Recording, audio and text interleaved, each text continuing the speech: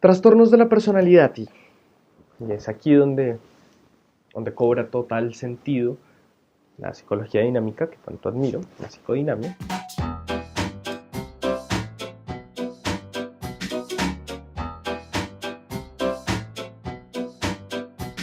Vemos que la personalidad puede clasificarse en tres grandes grupos: grupo A, grupo B y grupo C. El grupo A, como para generar una recordación, el grupo A es el grupo de los raros, los bichos raros, ¿no? Los que te encuentras en comicones, los que están tal vez disfrazados de otakus, bueno, todos esos son rasgos de personalidad que siempre ligados al grupo A. En esos grupos A encontramos paranoides, encontramos esquizoides y encontramos esquizotípicos. ¿Qué es importante saber? Que estos pacientes casi siempre son egodistónicos. Eso quiere decir que ellos saben que hay algo mal con ellos, que ellos son, dejémoslo así, bichos raros. ¿Sí? Ellos mismos lo saben. Eso es muy bueno a la hora del tratamiento. Freud y Lacan decían que la personalidad se crea a partir de la identidad, bueno, que tiene un correlato a partir del superyo, el yo, las pulsiones libídicas y las pulsiones tanáticas, que toda esta identificación yoica genera una identidad que es dinámica. Al generar una identidad que es dinámica, genera una personalidad también que es dinámica. Esto es una ventaja grandísima al acercarnos o aproximarnos a pacientes que tienen un trastorno de personalidad, sea cual sea, porque asumimos que el paciente, al ser una personalidad dinámica, puede equilibrar las pulsiones y las fuerzas que lo llevan a tener un rasgo predominante del grupo A o un rasgo predominante del grupo B o del grupo C, equilibrarlas para tener una mejor disposición de su trastorno. Encontramos dentro del grupo B otro grupo que también es egosintónico, completamente egosintónico. Yo lo llamo el grupo del yo exaltado, del ego floreciente.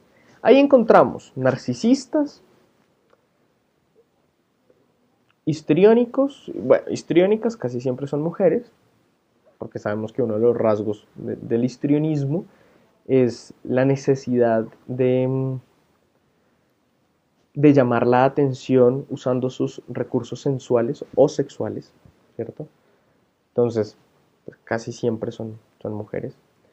Tenemos narcisistas, tenemos histriónicos, tenemos personalidad límite, que es gente que no puede tener límites claros y necesitan de alguna u otra forma llamar la atención hacia su yo exaltado a través de la ruptura de límites constantes, no solo consigo mismos, sino con la sociedad, límites que, digamos, están tácitamente impuestos por la sociedad. Y bueno, esto los lleva a tener comportamientos erráticos, casi siempre impredecibles, irritables. Son pacientes que tienen una evolución bastante buena cuando se logra entender el dinamismo de su mente y la necesidad, digamos, casi que existencial, si hablamos desde el punto de vista de la psicodinamia existencial, de por qué tienen esa necesidad de romper casi que todo límite. Esa necesidad de avanzar en los límites, de ponerse cada vez nuevos límites, hace que el paciente sea muy dinámico.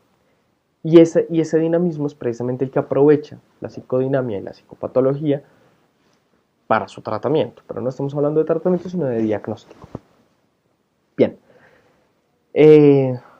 Ya dije narcisistas, histriónicos, personalidad límite, y tenemos la personalidad antisocial, o mal conocida como personalidad psicopática. La personalidad psicopática desaparece en el DSM-4, en la revisión PMR, que salió de circulación cerca del 2012, si mal no estoy, o 2, no estoy seguro. El DSM-5 la reemplaza ya completamente. Digamos, lo objetivo dentro de los narcisistas, lo que más les importa a los narcisistas es llamar la atención, sea como sea la forma, luciéndose de cualquier manera posible. En esto yo siempre he puesto como ejemplo, digamos, a Cristiano Ronaldo y a Justin Bieber. Son dos tipos de personalidades que claramente tienen todos los conceptos de una personalidad narcisista: la necesidad de llamar la atención, la necesidad de sentirse el centro de atención, el egocentrismo, la egolatría, en fin, en fin, en fin. Dentro de los histriónicos siempre he puesto como ejemplo, como, digamos, como una celebridad importante, a Lady Gaga o a Katy Perry, que son personalidades que tienen, sobre todo Gaga, tienen la necesidad de llamar la atención usando su sensualidad y su cuerpo. Es su principal instrumento para llamar la atención. Bueno, como trastorno límite de la personalidad, pues son pacientes que usualmente tienen una muy baja adaptabilidad social.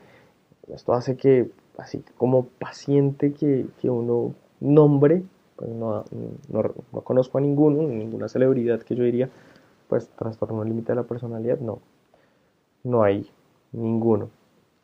Tal vez, y leyendo un poco las memorias de él, y si uno se pone a revisar su música y su historia de vida, digamos que están los rockstars, y sobre todo estaba pensando en Steven Tyler.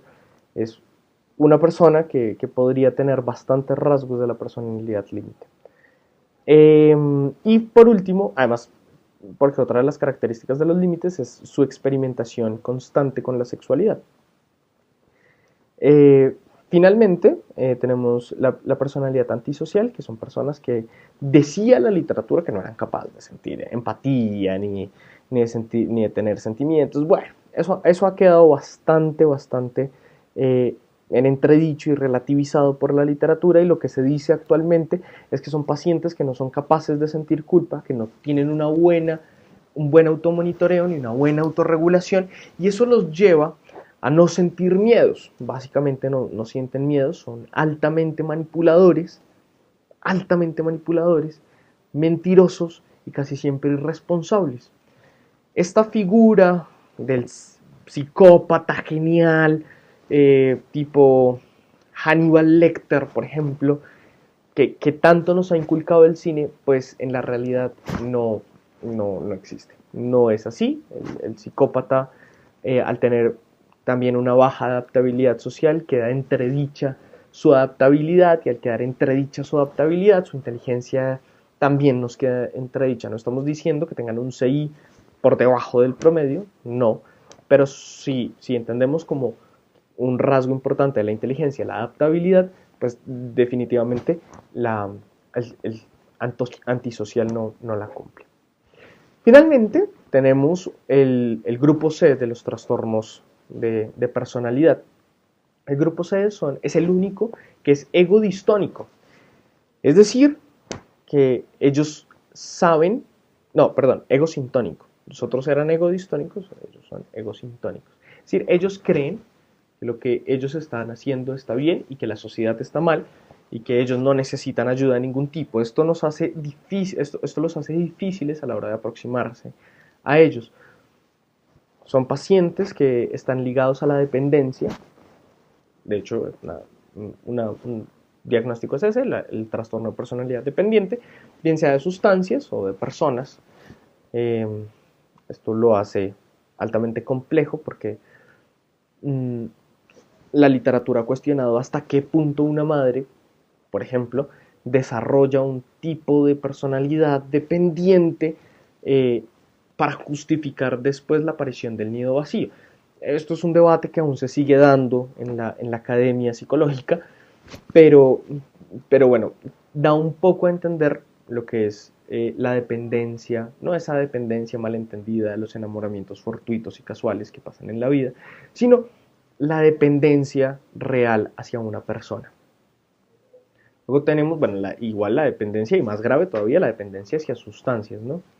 Luego tenemos las personalidades tipo TOC, trastornos obsesivos compulsivos. Personalidades que tienen una obsesión por X o Y situación y tienen una forma de comportarse acorde a su obsesión y a su compulsión, ¿cierto? Estos trastornos, bueno, casi siempre van ligados con el TOC, obviamente, que es un trastorno de la ansiedad, como ya se dijo en otra entrada, eh, pero, digamos, queda, acá se rescata el hecho de que sean egosintónicos, porque cuando creen que ellos tienen la razón, hacen que el tratamiento de ambas cosas, tanto de la obsesión y la compulsión, como de su personalidad, sean bastante difíciles de acceder. Espero todo haya quedado claro y hasta la próxima.